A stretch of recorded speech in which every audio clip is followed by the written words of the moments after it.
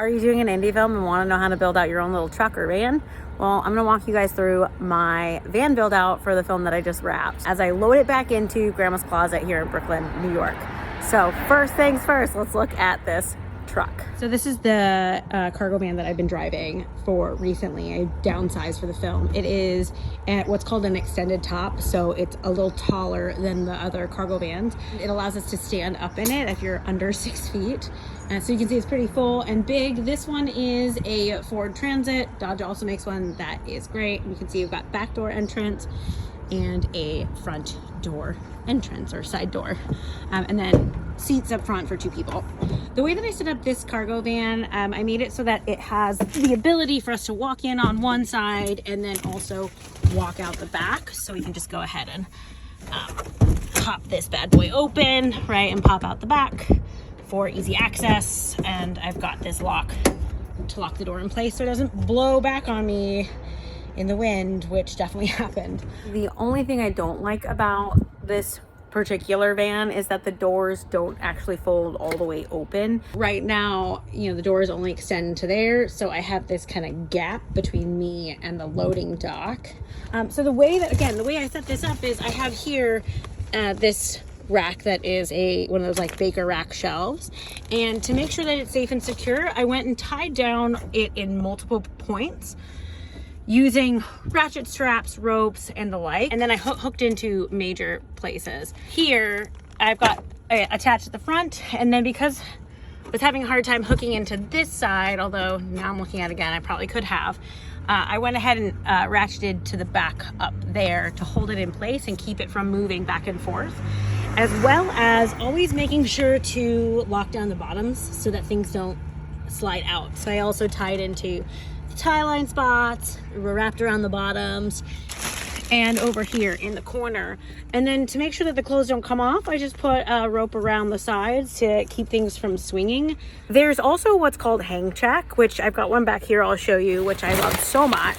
So the hang check you put on top and it just literally clips in place and also helps keep the clothes from swinging off the rack. Again, this is a smaller truck, and so some of the racks couldn't fit them, and we seem to be doing okay. So on this one, I didn't use them as much, but I do love them, and they have been very helpful in keeping things from falling off my racks in transit. The other great thing about the hang checks is you can put them on the racks as you're rolling them, you know, from one place to the next, and it again helps to keep things from falling off. Super helpful when it's windy outside. You know, the bags catch the wind and they just go flying.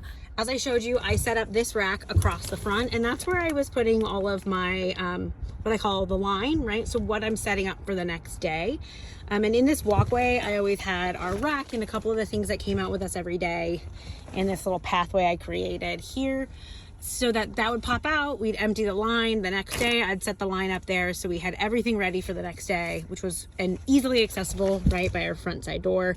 So we could just pop out of the truck and get to work right away. Because I only had a few days with this cargo van, I did not put in shelves, but I would normally put in shelves and then do what I did before, which is create, there's a pick line there, and there's a anchor over there and an anchor on the other side, anchor everything down at the bottom, anchor it up at the top is what I would have done, and then put ropes and bungees around the shelves to kind of hold things in place. But because again it was just a few days, I didn't do that here. So what I did instead is I created ratchets around to create towers that were bundled together, and then I used the orange rope across to keep it from sliding back and forth, and the rack to the left and this rack to the right kept them in place from where they were, so I didn't have to worry about them going all over the truck. Because of course the last thing that we want when we're building on a truck is to set ourselves up to have things fall all the time.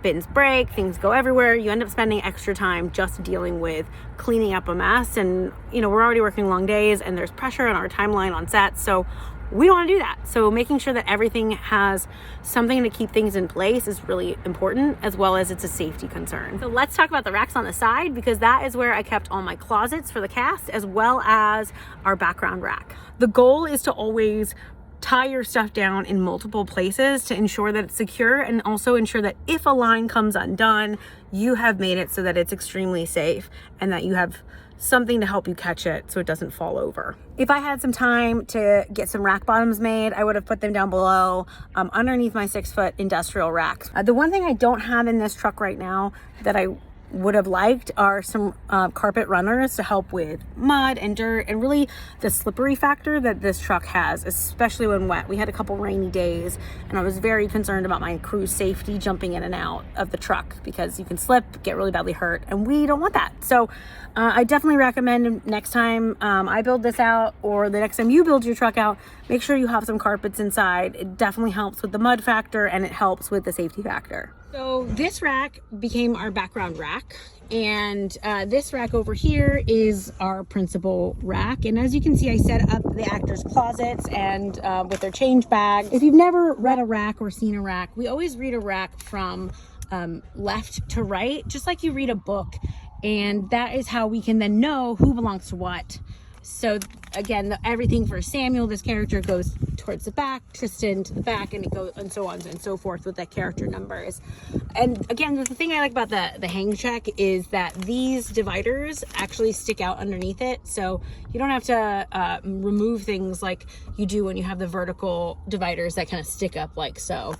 Those I do love for when I'm setting a scene. So when setting up my line for the next day, what I love to do is use those black dividers that stick out to say this is the day in the week. And then I love to use these vertical ones so that I can then set up my outfits based on the scene and make it really clean and clear for my crew to know what's coming up in case I'm dealing with, you know, getting an actor dressed or dealing with a fitting or even outrunning around and not able to be on set at the moment. So that's one of the ways I love to kind of set up my trucks, make sure that they're functional for us and really play into being organized and ready to kind of get out there and do the job and have a good time. I've definitely done some other build outs on bigger box trucks, and so hopefully I'll have another one soon that I can share with that on doing other indie films to kind of show you how you can set up your truck in case you've never had to do that.